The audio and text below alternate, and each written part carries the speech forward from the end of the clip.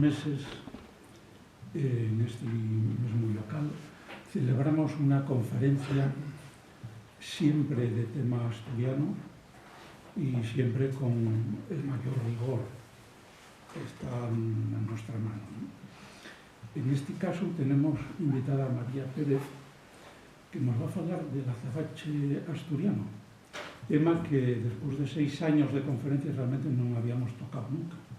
Un fallo por nuestra parte, sin duda, porque cuanto más me metí en el tema para haceros esta pequeña presentación, más me asombré de mi ignorancia. Quería daros una pequeña introducción sobre lo que ya va a decirlo yo, procurando no pisar ya su propio discurso, ¿no? Para hablar del azabache asturiano tenemos que remontarnos a 150 180 millones de años atrás, al periodo geológico del Jurásico Superior. En toda la península, y es sorprendente para el que no lo sabe, el único territorio de ese periodo geológico es la franja costera que va de Xixón a Ribesella. Non hai outro territorio con sedimentos de ese periodo. Y el mapa que puedes dibujar es exactamente el mismo para las huellas de dinosaurio, que están, como sabéis, en el Museo Xurásico, en el Muja, ¿no?, que hay al de Llastres. Tenéis grandes depósitos y el centro de investigación sobre el tema de las huellas de dinosaurio, pero ya que el mapa del territorio xurásico, falando del azabache, y es exactamente el mismo, porque dinosaurios y los protopinaces, que eran los árboles que existían en aquella época, y eran contemporáneos, absolutamente contemporáneos. La aparición de estos sedimentos en la costa asturiana, único sitio en España que los hay, y es por lo tanto totalmente compatible, son contemporáneos. Puede uno preguntarse, hablando de esos protopinaces, que os digo que eran aquellos árboles de la época antecedentes de los actuales pinos y abetos, podéis preguntaros por qué no todos los fósiles de protopinaces dan azabache. Pues la respuesta es fácil, porque el azabache necesariamente, una de las condiciones necesarias para que se forme, y es que haya sido sumido en petróleo. Al ser arrastrados los árboles por los temporales, por lo que sea, a lo largo de los ríos, 50 y 100 kilómetros incluso, hasta las desembocaduras y los deltas de los ríos, sedimenten, y tienen que existir capes bituminosas de petróleo, de esquisto, que decimos en Asturias toda la vida, para que ese esquisto, ese petróleo invada los troncos. Con los siglos va perdiéndose en parte, pero en el centro, como María sin duda va a explicarnos después, va formando madera fosilizada sin más, azabache de mala calidad, y en el centro azabache de gran calidad. Por eso los troncos fosilizados donde no había petróleo no llegaron a formar nunca azabache. Vale. Un grupo de científicos de la Universidad de Oviedo, en particular del Departamento de Botánica, del Departamento de Geología, científicos del INCAR, que es el Instituto Nacional del Carbón, perteneciente al CSIC, otros científicos y un conocidísimo y famosísimo azabachero artesano del azabache ya desaparecido, Eliseo Nicolás, formaron un grupo de investigación para estudiar a fondo, científicamente, qué es el azabache asturiano, que siempre se rusió, que era de una gran calidad, pero veían como obligado a alcanzar un conocimiento científico fondero de las condiciones físicas, estructurales, paleobotánicas, taxonómicas, etcétera, etcétera, etcétera, del azabache asturiano. y crearon un grupo de investigación de estos organismos, departamentos de la universidad y el INCAR en particular, para afundar en esta investigación, teniendo bien claro que era un recurso económicamente, culturalmente, históricamente, de un valor incalculable. Cosa de la que, sin duda, hay asturianos conscientes de ello, pero hay muchos que no, y por desgracia son los que nos gobiernan, entre otros, claro. Entonces, toda esa investigación, por resumir mucho, llevó a análisis muy claros y definitivos sobre la caracterización científica del azabache asturiano. Traxéronse muestras de todo o mundo, de Asturias, les mellores, de Xixón, de Llastres, de Villaviciosa, etc., les mellores. Pero vinieron de Cantabria, que non tenían nada que ver, de Teruel, que pertenecen al Cretácico, no al Xurásico superior, de Inglaterra, Whitby, cerca de la frontera escocesa, en Yorkshire, que tienen un azabache más antiguo que el asturiano y de calidad similar. Pero tráxose de Turquía, de Siberia, de Venezuela, de los Estados Unidos, de todas las partes del mundo donde se declaraba la existencia del azabache, recibiéronse muestras para analizar y caracterizar científicamente todo ello, todas las muestras, y todas fueron identificadas hasta el final. Solamente el siberiano y el venezolano fueron descartados por venir de algas fosilizadas, de ópel fosilizado, non de árboles fosilizados, non de madera propiamente dicha.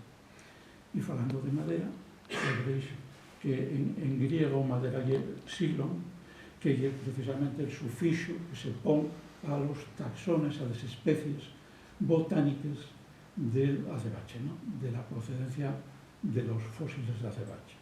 Y así se descubrió que todas esas muestras tienen origen en 3 taxones, en 3 especies paleobotánicas, que son los Agatoxylon, que están relacionados con les, que no me vaya a equivocar, les araucariaces, que son de la familia de les araucarias, pero en la prehistoria tan desaparecidos esos árboles hay más de 100 millones de años. Hoy existen araucarias, sobre todo en América del Sur, pero que son familia de aquellas, no es el mismo árbol, ¿no? Por lo tanto, unas muestras eran fósiles de Agatoxylon, de esta especie paleobotánica. Otras del protobrachioxylon y otras, bueno, del brachioxylon, del proto y del brachioxylon, simplemente, que estas dos últimas non vienen de les araucariaces, sino de les protopinaces, de árboles anteriores a los actuales pinos y abetos, ¿no? Estos son los que se dan en Asturias, pero, ¿qué se descubrió? Una especie nueva, inexistente en ningún otro lado del mundo, que solo se da en territorio asturiano y es la especie que define el nuestro azabache. Por lo tanto, tenían razón desde siempre cuando se decía, oye, que el azabache asturiano y es especial, y es muy bueno, y es único. Y es cierto, demostróse científicamente. Al descubrir que el Agatoxylon tipo A, que era el turco, ¿no? Me decías antes, ¿no? El que venía de Turquía, que tiene unas líneas de color marrón, no era el asturiano era una especie nueva, que lo llamaron Agatoxylon B, o también, como era especie nueva, lo denominaron también científicamente Agatoxylon asturiensis. Pues resulta que se llegó a la conclusión definitiva de que el azabache asturiano era de estas dos especies, sobre todo el Agatoxylon asturiensis, en todos los yacimientos de la costa asturiana entre Xixón y Ribadesella, con la única excepción de la parte oeste de la playa España, donde están las únicas muestras del Protobrachiosilum, que bueno, tiene algunas diferencias con el otro, a pesar de estar a 20 metros del otro yacimiento, ¿no? Bueno, ¿qué se hizo con esta información? Negociar con AENOR, que es la Asociación Española de Normativización,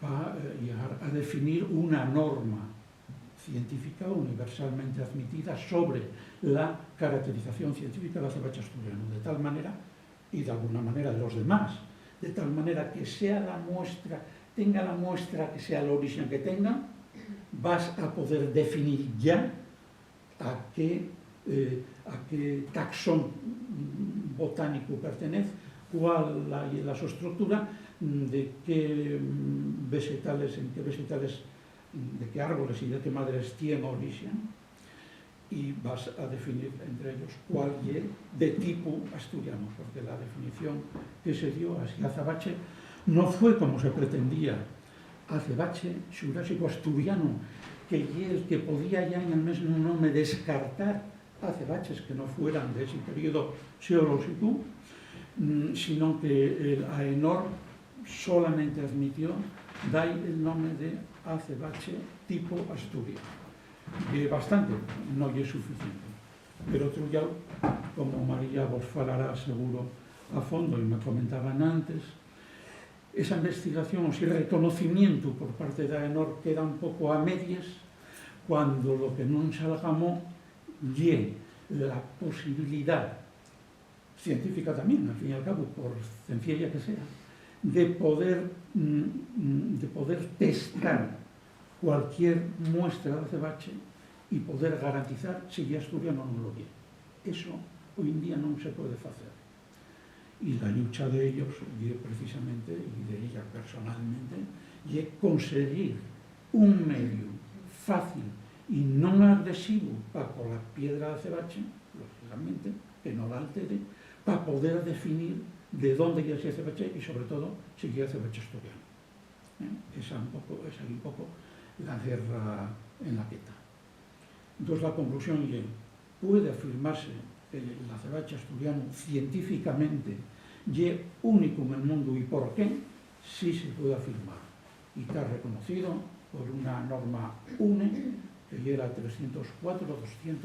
2011. Ya, en 2011 ya salió publicado en el BOE la definición científica del azabache asturiano.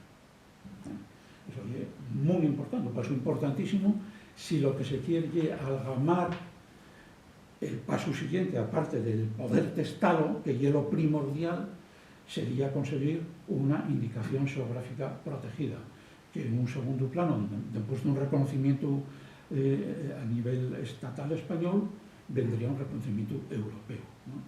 Y por lo tanto, a fin de cuentas, mundial. Bueno, María, sé que muchos la conocéis, otros seguramente no, y una acebachera y xollera autodidacta que entamó en el oficio el año 94 por propia iniciativa y, como digo, de una manera completamente autodidacta, trabajando, comenzando a aprender a trabajar la plata, a hacer la técnica de la cera perdido, a engastar, a pulir, a trabajar el buril, bueno. Y sus primeros trabajos tuvieron mucho que ver con los adornos de los gaites, los adornos de plata de los gaites que hacía Evia y otros luthiers en la época, ¿no? En las fábricas que había. La fábrica de lexianas de Santo Adriano también, aunque duró bien poco, y así empezó a trabajar por su cuenta. Fue 2 años más tarde, el año 96, cuando entró en el tema del azabache un poco de modo casual, y al ser tan de modo casual y tan de manera autodidacta, creó su propia metodología de trabajo. Y la manera de trabajar de ella está desarrollada por ella, no está deprendida en ningún lado. Años más tarde, con mucha experiencia ya a Guiombo, ya entamó a dar clases de xollería y de azabache, de talla de azabache, a nivel de inicio, ¿no? de iniciación y a nivel de perfeccionamiento. En el año 2013 crea el importantísimo, porque lo digo porque lo fui a ver esta semana, ¿no? El importantísimo certamen de azabache Eliseo Nicolás, que tuvo lugar esta Semana Santa y clausuróse este domingo antes de ayer, ¿no? Un certamen que a mí realmente me impresionó por el trabajo, el conocimiento y el esfuerzo que tiene detrás, no solo en los paneles que van explicando que el azabache y todo el proceso histórico, todo el descubrimiento, toda la definición científica, todo el mundo del azabache, ¿no? Las diferencias científicas que lo definen, sino colecciones reales de piezas históricas. Este año había una colección victoriana inglesa de la época realmente asombrosa, sobre todo por el tamaño increíble de las piezas que hoy es inimaginable, porque el gran problema que tienen hoy, como sin duda falará, es que las minas tan pesadas, el Principado no deja entrar, y es peligrosísimo entrar, siempre fue peligroso excavar las minas de azabache, que había que hacerlo de rodillas en muy malas condiciones, ¿no? Ella falará de ello sin duda, y no hay material, y tan, como ella me comentaba antes, están abocados a desaparecer. Ella tiene miedo de que sea realmente la última generación de artesanos del azabache, porque es que no hay mineral, ni manera de conseguirlo. Entonces, en ese problema está, ¿no? Ella consiguió premios internacionales con los diseños de azabache, algunos realmente maravillosos, y varios premios también asturianos al diseño propio. Y la su lucha personal, como decía, está por conseguir el reconocimiento y el rescate del mundo del azabache, y que este recurso tan importante de Asturias sea reconocido por los políticos y por la sociedad, y no se pierda en ningún caso. Así que María, llegó la hora. Bueno, pues buenas tardes a todos. Yo creo que este chisme ni hace falta porque somos pocos y hoy se bien. Estamos así un poco en familia, así que lo del mío escénico me parece que no va a tener lugar, menos mal. Bueno, decía Amadeu que la cosa está muy difícil y realmente y así.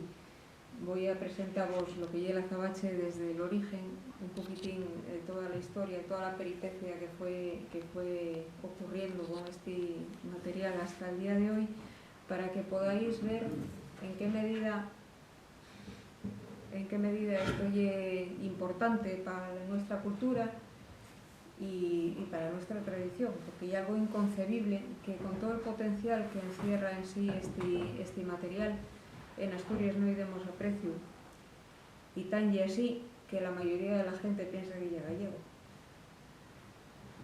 Pero bueno, inexplicablemente y así, nadie puede ver el potencial que tiene económico, cultural, tradicional, incomprensible. Pero bueno, ahí vamos. Estamos en un punto ahora mismo tan crítico, que ni podemos conseguir azabache, ni podemos defenderlo. El mercado está lleno de azabache. Estamos diciendo por un lado que se está agotando, que no hay, y por otro lado, cada mercado que vamos hay azabache por todos lados. Supongo que lo habréis visto. Y cada vez el precio es más barato. O sea, son cosas que no entran en la cabeza. Pero realmente es lo que está ocurriendo. Está ocurriendo pues que estamos acabando con el poco azabache que queda, con el poco prestigio que llegó a coger el azabache en estos últimos tiempos, y con esta carencia de material y la aparición en el mercado del material foráneo, lo que estamos consiguiendo es que no haya relevo generacional. Con nosotros acabase la industria azabachera y todo el azabache y toda la cultura que esto encierra acaba con esta generación si no se pone una solución ya. Entonces, bueno, voy a contaros una historia que empieza allá por el Jurásico medio, superior, hace pues unos 180 millones de años, cuando Pangea empezaba a dividirse, que todos los continentes estaban unidos y ahí empezaba a disgregarse, pues todo era muy, muy diferente a como es ahora, ¿no? Antes pues ni el clima ni las condiciones eran como lo que conocemos. El clima en aquella época pues era seco, era estable, no había estaciones, lo cual hacía que la madera de estos árboles que vivían en esta época pues fuera también más compacta, más quieta.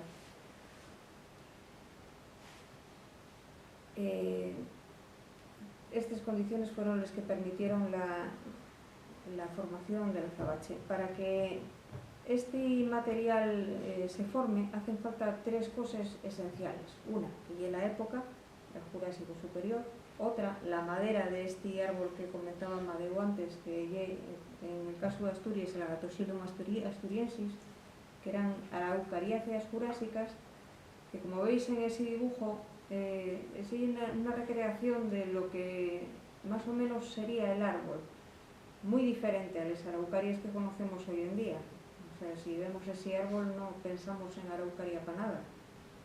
Eran araucarias de esa época, están extintas y por lo tanto muy diferentes, igual que muy diferente era el clima y las condiciones.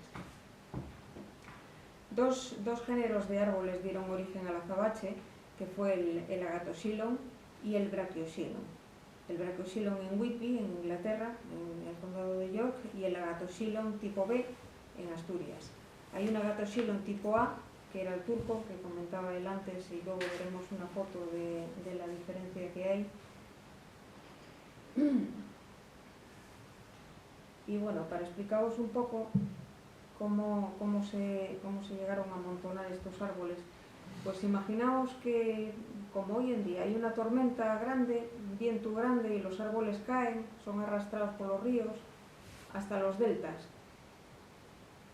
Y en ese delta, pues esos árboles van amontonándose, van sedimentando. En ese momento, pues tampoco teníamos el mar Cantábrico tan activo, teníamos una marisma, era todo muy tranquilo, el clima cálido, todo muy tranquilo, muy suave. Esos árboles llegaron al delta, empezaron a amontonarse, empezaron a enterrarse en ese fango de la marisma y sobre todo lo más importante es que absorbieron de los sedimentos inferiores el petróleo que se estaba formando. Ese hidrocarburo entró en los troncos por los vasos conductores de la savia y es lo que ahora pues dio origen al azabache. Con las presiones de estos sedimentos, parte de ese hidrocarburo fue expulsado. O sea, así como entró, con las presiones, parte de ello fue expulsado, y eso lo que origina ya que no todos esos troncos que encontramos son de azabache, sino que solamente la parte interna, la parte de dentro, a veces una corteza y dentro hay una zona de mineral duro, ¿no? Todo depende de cómo haya sido presionado ese árbol y lo que haya retenido de hidrocarburos. Lo que os decía antes, hay que remarcar los factores de fosilización, la época, la madera y el hidrocarburo. ¿Dónde se cataloga? Pues ahí tenemos otro problema, porque hay una cosa tan rara del azabache que tampoco se sabe muy bien dónde colocarlo. Según los estudios geológicos, es un carbón perhidrogenado y con ello pues sería un carbón de rango propio, porque está muy lejos del lignito con el que se le asoció hasta ahora y está lejos también de la antracita y de cualquier otro carbón. Tenemos ahí un diagrama que estáis viendo que por un lado marca el hidrógeno y por otro lado marca el carbono. El carbono lo que nos da y el poder calorífico del carbón, y el hidrógeno pues el contenido en petróleo. Vemos ahí que el lignito está situado en una zona central, es un carbón de rango bajo porque tiene muy poco poder calorífico y tiene relativamente poco hidrógeno. La antracita, al contrario, está casi a tope de carbono, es un material pues con un alto poder calorífico y que desprende muy pocos gases. Entonces, por eso es un material un combustible tan bueno, tan apreciado. Y en el medio pues tenemos el carbón bituminoso, que es con lo que se compara sobre todo al azabache. Este carbón está formado por vitrinita. La vitrinita es un derivado directamente de la celulosa de la madera. Y sobre todo contiene gas. Al quemarlo no se utiliza mucho como combustible, porque al quemarlo pues genera muchos gases, mucho olor, y entonces por eso no se utiliza tanto como la antracita o la hulla, que son los carbones de alto rango. El azabache, como veis, está ahí arriba en un pico, arriba del todo, perhidrogenado, quiere decir a tope de hidrógeno, y en vez de gas lo que tiene son aceites del petróleo. Eso es lo que hace que el azabache sea estable en el tiempo. Ya veis que hay una cosa rara que está ahí arriba, aislado. Desde luego no es un lignito, desde luego no es antracita, y con respecto al carbón bituminoso tiene muchas diferencias. O sea que lo de llamarlo carbón sería un carbón de rango propio. Según los estudios paleobotánicos, pues no es un carbón, porque es leño fósil. Procede de la madera de ese árbol concreto. Y al contrario que los carbones, que son fósiles de cualquier tipo de vegetal, rames, hojes, helechos, incluso algas o esporas, como comentabas tú antes, como el azabache venezolano. Aquí lo que encontramos pues son los troncos fosilizados de esa variedad de árbol, y el resto de los carbones encontramos pues de sedimentos a lo mejor de 100 metros, 300 metros de altura de veta de carbón. Es muy diferente al carbón. Otra diferencia muy importante que solamente tiene el azabache y es que es triboeléctrico, y es la capacidad de cargarse con electricidad estática. Ningún otro carbón tiene esta capacidad. Y probablemente fuera esta curiosidad la que hizo que ya los antiguos paleolíticos empezaran a trabajar este material, y tal vez un día pusiéronse a frotarlo para sacar brillo y vieron que atraía pequeñas briznes de hierba o de alguna cocina que había por allí, y entonces sorprendieronse y atribuyeron unas propiedades mágicas que perduran hasta hoy. No solamente se conocía en España, en la península, el azabache, sino que se conocía en toda Europa ya. Plinio el Viejo lo describía como lapis gagates. Lo que estaba describiendo Plinio era un azabache, el procedente del Agatocylon tipo A, que hablábamos antes, que eran araucariáceas jurásicas también, y que lo sacaban del río Gagas, en Turquía. Lo sacaba el río a las orillas. Y eso era lo que se conocía en Europa, el lapis gagates. Bueno, tenemos ahí, veis la primera foto, que es el azabache trayendo unos papelinos, se frota y atrae los papelinos, y las otras fuentes que veis al lado, pues les de la derecha son las primeras que se encuentren, como la pequeñina de abajo del todo, parecida a esa, y la que se encontró en la cueva del Escaldes, en Oviedo, data de unos 19.000 años. Y la otra, que ya alargadina, y es la primera cuenta que se conoce con un poquitín de decoración. Ya veis que tiene unos rayines alrededor, y esa encontróse en la cueva de Tito Bustillo, en Ribadesella, y data de unos 13.000 años, un poco más joven. Luego tenemos la edad dorada del azabache, que lleva pues entre los siglos XVI al siglo XX, más o menos, principios del siglo XX, que lleva cuando toda la actividad azabachera hubo un boom tremendo con esto del Camino de Santiago. Los peregrinos iban caminando, iban haciendo el camino, iban recogiendo de cada sitio por donde pasaban, pues aquellos elementos que consideraban ellos que eran importantes de llevar. Pero no llevaban cualquier cosa, porque todo lo que supusiera peso no era útil para hacer el camino. Pero el azabache lo consideraban como un material protector, ya era un amuleto. Entonces, con todos los peligros del camino, ellos adquirían ese azabache para protegerse. En Santiago de Compostela fue donde se asentaron los mejores tallistas azabacheros hasta hoy en día. En Inglaterra, cuando la reina Victoria enviudó, lo puso de moda como joya de luto. Claro, de luto y de lujo, porque era la reina, entonces todo el mundo quería tener una joya como la reina. Y allí desarrollaron un tipo de trabajo muy diferente al nuestro, al que se desarrollaba aquí. Aquí en Asturias hacíanse cuentes muy sencillas, cuentes facetales o cuentes gallonaes, manines, cigües, poca cosa más. Y en Santiago pues era todo alrededor del Camino de Santiago, motivos religiosos sobre todo. Sin embargo, en Inglaterra, pues como era una moda que puso la reina, pues la industria era completamente diferente, los pieces eran completamente diferentes y los motivos, pues evidentemente completamente diferentes.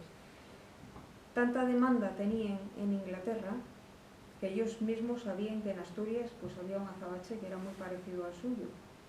Y para no esquilmar sus propios yacimientos, que ya sabían que era una cosa muy limitada y que una vez que se acabe no hay manera de que se vuelva a formar, pues se hicieron con minas en esta zona, en Asturias, minas que eran suyas, de su concesión, que explotaban ellos o que compraban simplemente el azabache a los que lo extraían aquí y a los que lo trabajaban. Y hay constancia pues, de más de 800 toneladas de azabache que salieron del Musel rumbo a Inglaterra. Aquí tenemos una copia de algunas ordenanzas de entre 1400 y pico, 1500 y pico, de estos azabacheros gallegos que se sentaron al final del camino, que describen el azabache. Ellos estaban muy orgullosos de la calidad de su azabache. Decían que su azabache era el mejor y no dejaban entrar a ningún vendedor que se quería aprovechar del boom que había con el Camino de Santiago para vender otras cosas que se parecían al azabache y no lo eran. Así que si lo podéis leer por ahí, pues dice que el azabache de buena calidad pues toma la pasha como la fina, y esta causa fende al sol, la que no es fina fende al sol y al aire o con otra calentura.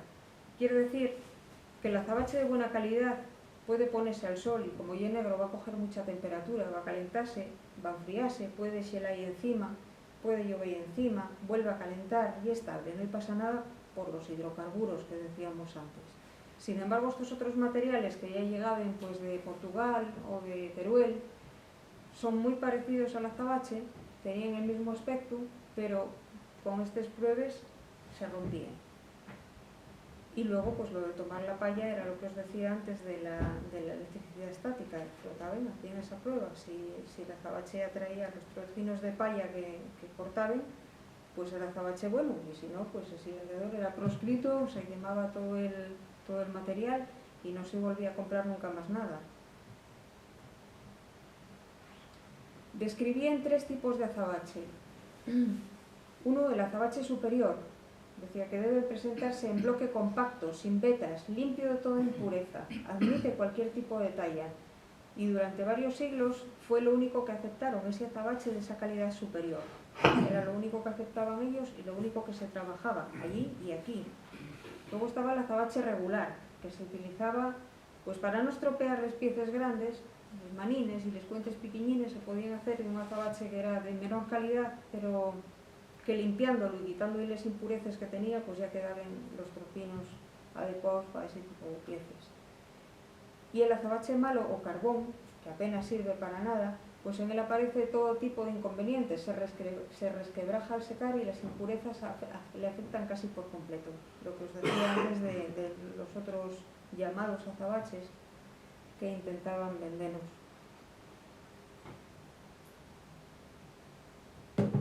Las minas del azabache también son muy diferentes a las del carbón. Como os decía antes, lo que encontramos son los troncos fosilizados, y el minero lo que hacía era abrir un furacu, abría una bocamina y miraba a ver por dónde veía aparecer un tronco.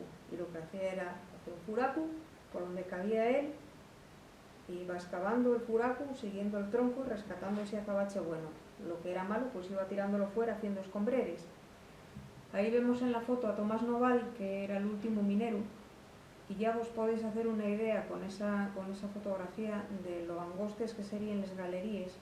Fijaos que tiene un carburo, estaba metido en esa galería que él me contaba que tenía que entrar de rodillas con el saco amarrado al tobillo porque no podía llevarlo delante, y salía de culo porque no tenía donde dar vuelta, alumbrado con la luz del carburo, y teniendo en cuenta que muchas veces el azabache viene asociado a la pirita o a la marcasita, que es un material inestable que se descompone en contacto con el oxígeno. Mientras está dentro de la tierra no pasa nada, pero en cuanto entra en contacto con el oxígeno empieza a descomponerse y a soltar vapores.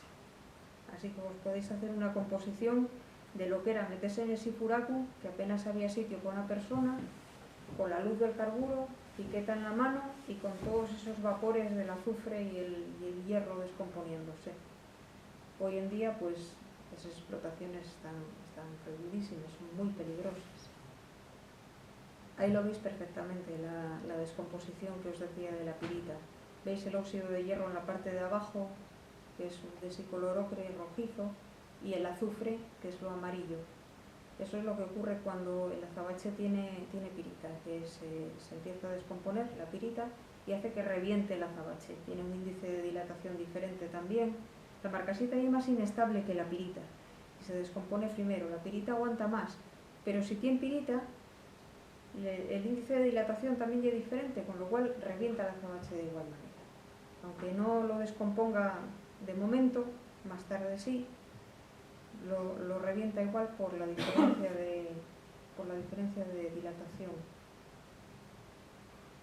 Actualmente, pues todas las minas están cerradas, todas las explotaciones están cerradas por peligrosas, como hablábamos. Os fijáis que en la foto está inundada esa mina, y era porque ellos abrían las minas en sitios donde había un arroyo, precisamente pues para poder utilizar ese agua para lavar el material y para sacar desechos fuera. Así que una vez abandonadas las minas, el arroyo tomó la mina, tomó el furaku, inundó todo, y lo que no está inundado y lleno de fango, que es peligrosísimo, pues está tapiado con maderas para que nadie entre y nadie se manque. Volver a abrir estas minas con todas las concesiones actuales, todas las concesiones que había agotadas o caducadas, pues sería echar un montón de perres y echar un montón de tiempo, porque simplemente con los estudios echaríamos años y años. Imaginaos que la última vez que se hizo una prospección para intentar revolver una escombrera, que no era una mina, era una escombrera, lo que abandonaban los mineros, lo que iban tirando fuera. Hízose esa prospección para revolver y para poder sacar material para abastecer a los artesanos que demandábamos material. Bueno, pues aquí apareció un felechu que estaba protegido, y hasta que se pudo resolver el problema y coger estos felechos y trasplantarlos a otro lado, la prospección estuvo parada 2 años. Para que os hagáis una idea de los trámites burocráticos, lo lentos que van y todo este embrollo. Ahí tenéis el acantilado, que hay un terreno inestable, donde hay desprendimientos y donde ahora es el único sitio de donde podemos extraer el azabache auténtico del acantilado. De cuando hay algún argallo importante, pues ahí estamos intentando recuperar alguna de esas piedrines que nos liberan, ¿no? Algún tronco de estos que aparece y aflora cuando cae un cacho del acantilado. Y este azabache pues suele ser bastante malo, bastante de mala calidad, porque no es lo mismo. El minero, cuando entraba en la mina, escogía el azabache, iba buscando pues ese núcleo que os decía antes, que era el que retuvo el hidrocarburo y era el de buena calidad. Cuando lo cogemos del acantilado, pues no es lo mismo, porque el tronco desfízose, cae con todas las piedras, con todo el material que estaba pegado a él, y rescatar esos cachos pues es una labor bastante ardua, aparte de la peligrosidad del propio acantilado y andar por el pedrero escalando a veces para ir a cogerlo. Ahora voy a presentaros el material de fuera. Tengo aquí unas muestras encima de la mesa que os voy a pasar para que lo toquéis y para que podáis ver las diferencias que puede haber de estas 3 piezas que os voy a pasar. 2 de ellas son de azabache asturiano y una es de fuera. A ver si, después de que paséis por todas las manos, alguno es capaz de decirme con seguridad esto ya azabache de fuera y esto no. ¿Qué pasa vos?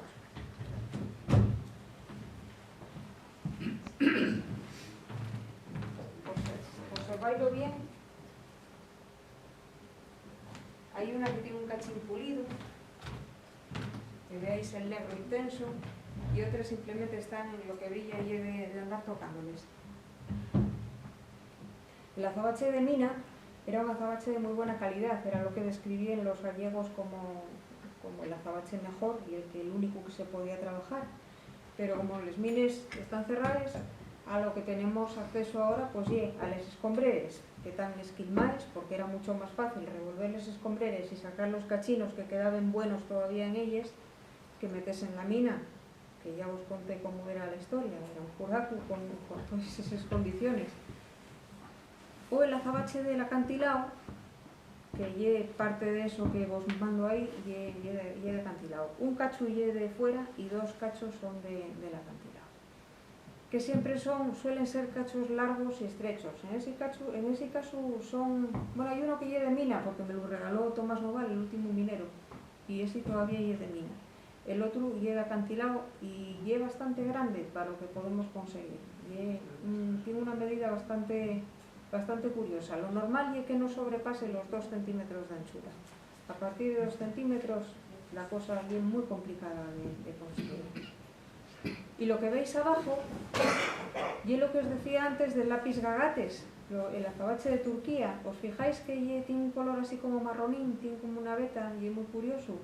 Eso es el ámbar fósil, porque esa variedad de azabache, al contrario que el nuestro, que no, las protopináceas, las araucariáceas que dieron origen al nuestro y las protopináceas de Whitby, no tenían resina. Sin embargo, este sí, este no tiene hidrocarburos, pero tiene resina, con lo cual hace el mismo juego, ¿no? Y lo hace estable en el tiempo la resina. Digamos que sustituye un material por otro, hace de amalgama y hace que sea estable esto de Turquía. Ahí en Turquía pues exportaron mucho azabache. Cuando a nosotros empezó a fallarnos el suministro, pues todos los artesanos gallegos y asturianos empezaron a importar este azabache y hubo un tiempo que yo recuerdo, no hace mucho, era como 10 años o una cosa así. Todos los escaparates que se veían en Santiago de Compostela, que era donde se veían grandes escaparates de azabache, se veían marrones. Era todo marrón. El nombre ponía azabache asturiano, pero lo que se veía era marrón, era claramente de Turquía. Aquí pues veis la foto de la izquierda, el de arriba y de Rusia y el de abajo y de Asturias. Eso que tenéis por ahí, lo falso y de Rusia, o sea, sería parecido a ese de arriba. Y ya veis que ya es muy similar, o sea, no sé si lo estuvisteis viendo, los que lo hayáis pasado, las similitudes son tremendas ópticamente, ¿no? Incluso si veis en la pieza de arriba, esos puntinos blancos que tiene son trocinos de calcita. Y en la parte de abajo, ¿veis unos motines de color anaranjado ahí hacia abajo? Eso es la misma calcita, o sea, hay calcita también. Un poco más marrón, seguramente por la pirita. Pero el aspecto es el mismo. En bruto no se distingue en nada. Y cuando se pule, tampoco se distingue. También es negro, también es intenso, no tiene manchas marrones, no tiene nada. Esto de Teruel, pues lo mismo, lo que os decía antes, no tiene hidrocarburos. Estos materiales son cretácicos, no tienen hidrocarburos, lo tienen muy pocos o lo tienen de muy mala calidad, y lo que ocurre con el tiempo es que se fracturan. ¿Veis las fracturas que ya tiene este de Teruel? Este milagrosamente se conserva muy bien, porque con la edad que tiene en mi poder ya se tenía que haber deshecho. Pero bueno, no se puede trabajar, y de hecho estuve sacando unas muestras ahora para la universidad, y nada más cortarlo rompe, y eso ya es imposible. Sacar un cuadradín de 15 milímetros por 15 milímetros, que era lo que yo pretendía, fue misión imposible con este material. Esto ruso, lo que ocurre es que se fractura. ¿Veis? De Georgia y de Bulgaria, si os fijáis, todo tiene sus grietas y sus cuarteados. Y el de Asturias y el de abajo no se ve nada de eso, está completamente liso. Lo que hago cuando llega una muestra de este al taller, para probar, la primera prueba de todo es cortar una esquina y meter pulidora. La pulidora es lo mismo que el paso del tiempo, pero a lo bestia. Calienta el material, calienta toda la superficie, hazlo sufrir y si rompe, va a romper con la pulidora. Y ahí es donde aparecen los primeros grietes, ya simplemente frotándolo con la pulidora. Lo que ocurre con los artesanos que trabajan en este material es que suelen montar piecines muy piquiñines, con la disculpa de que ya azabache de escombrera lo que tenemos, pues tienen que ser piezas piquiñines. La realidad, pues, y otra. La realidad es que este material cuartea, y si las piezas que se monten piquiñines son muy piquiñines, cuando cuartea no se ve. Hoy es más difícil que cuartee un cachín piquiñín que un cachín grande.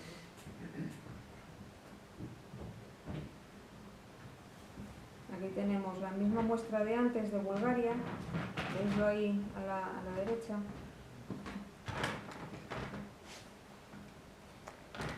No sé si esa muestra, sí, esa misma puesta de canto, para que veáis el aspecto que tiene. La otra es de Portugal, de la zona de Peniche, cerca de Lisboa. Ya veis la grieta que tiene, ¿no? Esta muestra de antes, de Bulgaria, lleva en mi poder pues ya un año y pico. Cuando la pasé por la pulidora empezaron a salir esos grietes y ahora después de un año por esos grietes ya cae una uña. Poco a poco va y el deterioro es imparable. ¿Veis? Esto de Peniche está totalmente fracturado. Esto de Peniche y lo de Rusia, lo de Teruel, perdón, era lo que intentaban vender a los azabacheros gallegos, que ellos hacían la prueba de la carga estática y poníanlo al sol a ver si reventaba. Ahora llegamos a la norma que comentaba esto antes. Esta norma AENOR describe el azabache tipo Asturias, descríbelo muy bien, tal como lo investigaron en la Universidad de Oviedo, pero quedó ahí medio colgando ante la imposibilidad de determinar si una pieza es azabache o no de una manera sencilla. Claro, todas las pruebas que hicieron son destructivas. Molían el azabache, a otros daban ellos un baño de oro por encima para poder pasar ellos el microscopio de barrido. Tienen ellos unas perrerías que con una pieza que está montada pues no se puede hacer, ¿no? Imaginaos que yo voy a comprar una joya, compro una joya que tiene el azabache incrustado y yo quiero saber si estoy azabache de aquí o no lo llevo. Pues con todas estas pruebas que hicieron en la universidad no se puede, con ninguna no se puede determinar sin romper esto si realmente lle o no lle. Por eso queda ahí un poco coja esa norma, porque no se llegó a una prueba sencilla. El azabache extraído de la mina hoy en día sería una explotación costosísima, con lo cual competir con los materiales que entren de fuera, que se están pagando pues a 18 a 20 euros el kilo, pues sería también competir contra a lo mejor, por decir una cifra, que puede salir a 300 euros el kilo. Imagino que saldría más incluso. Con lo cual, el empeño por conseguir la IGP, la Indicación Geográfica Protegida, que se nos oye sin parar a los artesanos y los periodistas nos preguntan, porque este IGP se lleva tramitando en Bruselas muchos años, desde que está esta norma AENOR, se intentó conseguir esta IGP, pero no tiene sentido tampoco mientras no podamos tener una prueba que diferencie una cosa u otra. Imaginaos que yo soy azabachera y tengo en el taller, porque no tengo material para trabajar, y compré pues 30 kilos de azabache de Georgia. Voy a la mina, compro 2 kilos de azabache, que me sale con la factura de compra y con la IGP, llego para el taller, mezclo con aquello que yo tengo y empiezan a salir piezas. A partir de esos 2 kilos que compré, que no se acaben nunca. A ver quién me dice a mí tal como están las cosas ahora mismo, que ese azabache que yo estoy vendiendo no lleve de lámina, si yo tengo la factura y la IGP. Pues en ese problema estamos, que todo, con ese poquitín que se compraría de lámina, tendría autentificado todo el azabache que tengo en el taller. El azabache no, esa cosa negra, como eso lo tenéis ahí.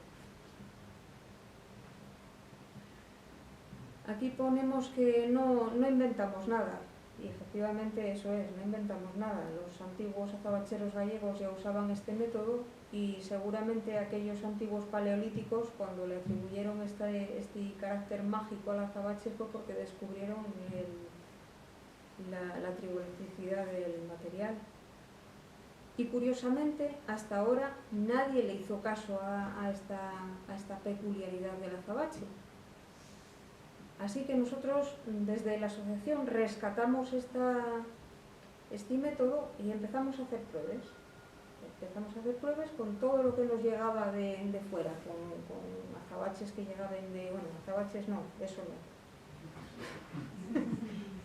Con lo que nos llegaba de Rusia, con lo que llegaba de Bulgaria, con lo que llegaba de Turquía, con todo lo que caía por el taller, piezas de otros artesanos de quienes teníamos sospechas, piezas que sabíamos seguro que estaban montadas pero que eran de fuera, piezas que sabíamos seguro que eran de aquí.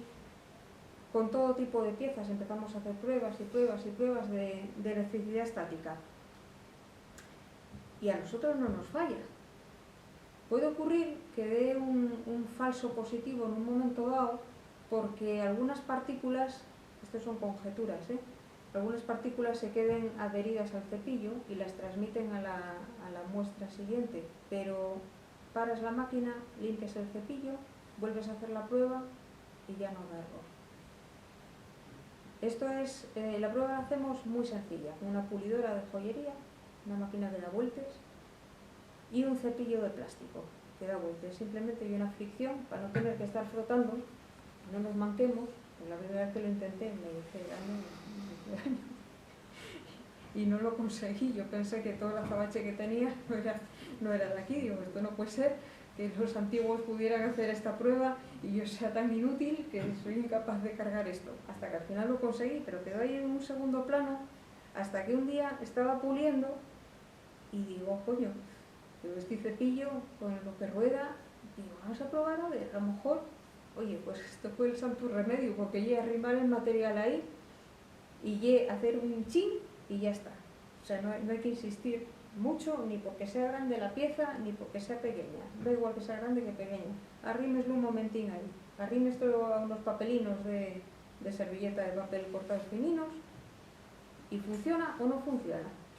En este caso veis que esta prueba, y la número 8, una de las muestras que estuve preparando para la universidad, y veislo en donde el cepillo, la manera de arrimarlo al cepillo para frotarlo, y luego en la otra foto veis los papelinos encima de la mesa y lo único que vemos pegado al azabache es el reflejo de los papelinos, porque está pulido, entonces refleja lo que está, pero no veis ninguno pegado a él.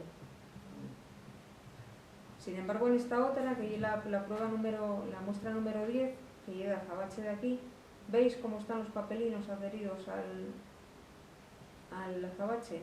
Antes hicimos la prueba, ¿verdad? Ahí en un bar tomando un café y frotando el azabache del anillo mío. Y cargó enseguida, cargó enseguida. La verdad yo que es muy prestoso porque atraerlo como un imán y una cosa no te genera lugar a duda, no es posible, porque cuando funciona hace ¡pum! Y una pasada, salta hacia el azabache directamente. Y cuando no, pues no hace nada. Estas son las muestras que preparé para el estudio de la Facultad de Geología. Yo comento siempre que estoy fartuca de mandar cartas a unos y a otros, y como yo no soy nadie, soy María Pérez Azabachera, pues nadie me hace caso. Me parece que no hablo el mismo idioma que la gente que tiene títulos universitarios y que son gente estudiada. Yo, como soy azabachera, escribo una carta diciendo buenos días, soy María Pérez Azabachera, y ni me contesten, no se molesten ni contestar. Y de repente un día llega una alumna mía y me dice, oye, que yo que estuve hablando con una clienta que ya es gemóloga, está jubilada, y estuve contándole lo de la electricidad estática y pareció interesantísimo. Díjome que escribieras una carta a una profesora de la Facultad de Geología, que es geóloga y gemóloga, y que lo escribas de parte de ella.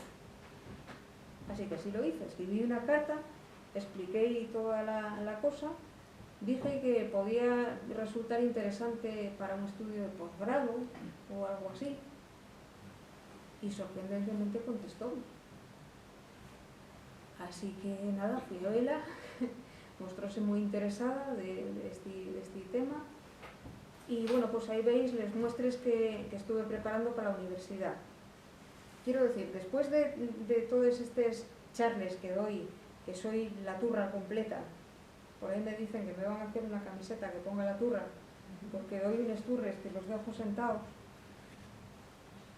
Detrás de todos esos turres hay mucho esfuerzo y muchas horas de trabajo intentando rescatar y buscar un método y buscar un resquicio o alguien que te pueda escuchar, que sepa por dónde tirar. A ver, aquí estamos muy perdidos. Y todo este trabajo, pues aquí podéis ver, todas esas muestras son las muestras que yo tenía en ese momento de materiales de fuera y de fuera, y todas esas muestras se hicieron la prueba de la carga estática en bruto y luego fueron cortadas en todos esos lonchines que veis ahí, cuadradinos de 15 por 15 milímetros, algunos los que no se rompieron al cortarles porque era imposible, o los que no permitían porque eran demasiado pequeñines y no daban la medida, unas pulides, otras sin pulir, con una medida determinada, porque se supone que tenían que entrar en una pinza de un electroscopio que debería medir la carga estática. Ya que estábamos, digo, bueno, pues voy a hacer la prueba de la raya también y acompaño a esta cosa. Sabéis, según la descripción de AENOR, también dice que la azabache hace la raya marrón y el resto de los carbones hacen la raya negra. Y hay un error también, porque es que todos los lignitos, que son carbones, hacen la raya marrón y no son azabache. Con lo cual, por ahí tampoco podemos identificar la azabache de Asturias. Y ahí, pues veis, todas esas tiras de abajo son cachinos de lija, con cada una de las muestras frotadas, identificadas por el número y con el color de la raya. Son colores siempre diferentes. También en el olor se diferencian, pero una vez más, cuando la pieza está montada, que es el problema, no se puede distinguir hasta que se rompe. Estas otras muestras se mandaron a Inglaterra. Sarah Caldwell es una geóloga, gemóloga, socia también nuestra, que está haciendo estudios para el Museo Británico. Como os contaba antes, ahí en Inglaterra pues, se importaron muchas toneladas de azabache asturiano, y ellos ahora, con todas las piezas que están recuperando, lo que intenten es saber lo que lleva azabache de Asturias y lo que lleva azabache de Whitby, porque según ellos yo todo azabache de Whitby. Y de hecho ella vino a mi casa a ver si realmente el azabache de Asturias era de verdad bueno o era una caca, como ya habían dicho. Pues estuvo trabajándolo y se dio cuenta que era de la misma calidad que el suyo, que no había diferencia a la hora de trabajarlo, se comportan igual, huelen diferente, eso sí, el suyo huele a hidrocarburo que tiran atrás, el nuestro huele un poco como a gas, es un olor más suave. Pero bueno, ella está haciendo esas pruebas pagadas por el Museo Británico y tiene pues su peso. Me contaba hace poco, estuvo haciendo pruebas en el Museo del Louvre con el acelerador de partículas. Os dais cuenta del potencial que tienen aquí de investigación, y sin embargo con lo de la carga estática no habían caído nunca. Se lo comenté y dijo, pues no, sí sabíamos, lo habíamos leído, pero como a mí, o sea, son cosas que te sorprenden, porque dices, ¿cómo puede ser que algo tan obvio y algo que viene desde tan allá no haya mirado nadie para ello? Y con todas las pruebas que hacemos, pues como os digo, a nosotros no nos da error. Bueno, como curiosidad, os cuento que aparte de estas pruebas en el Museo del Louvre, también estaban haciendo pruebas de isótopos en Yale. Y un día me llama y me dice, oye, apareció asturiano 100% garantizado. ¿Tú sabes quién puede ser? Digo, no tengo ni idea, a ver si te enteras del nombre, pero como somos tan pocos, seguro que lo conozco y por lo menos sé por dónde vienen los tiros. Bueno, yo le había mandado para esas pruebas a Azabache de aquí. Azabache cogido en Oles, Azabache que yo estaba segura que era de aquí. Y después de las pruebas, antes de saber de quién eran esas muestras de azabache 100% garantizado asturiano, pues las pruebas de isótopos determinaron, no os lo muestro aquí porque el estudio está sin publicar y en teoría pues no se puede hablar de él. Esto es lo que ella me contó, me mostró los gráficos y se veía claramente que el azabache 100% asturiano garantizado de los otros estaba al lado del azabache de Rusia. Había una serie de diagramas con unas crucecitas que indicaban de dónde era el azabache y lo que habían mandado pues estaba al lado de Rusia y curiosamente el azabache de Oles estaba al lado del de Whitby, muy cerca. Había una diferencia de un material a otro tremendo. O sea que, siendo mal pensados, se me ocurre que alguien quiso hacer pasar esa cosa negra como azabache de Asturias, avalado por los estudios de esta mujer en Yale. Luego ya me enteré de quién era. Estas son otras muestras que mandamos a Madrid a hacer la prueba de espectroscopía Raman, a ver si esta prueba discrimina lo que es azabache de lo que no. Es una prueba ciega. El que recibe estas muestras no sabe lo que son.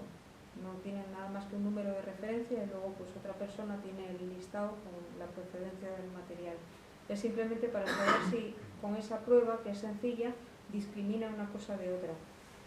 Esta, una vez más, es una prueba que hace un amigo a través de otro amigo y pidiéndole favor a otro amigo. Pero así es como trabajamos porque estamos sin recursos de ningún tipo. El único recurso que tenemos es la cabezonería, la testarudez y el amor por este material. Nada más, hasta aquí vos di la turra.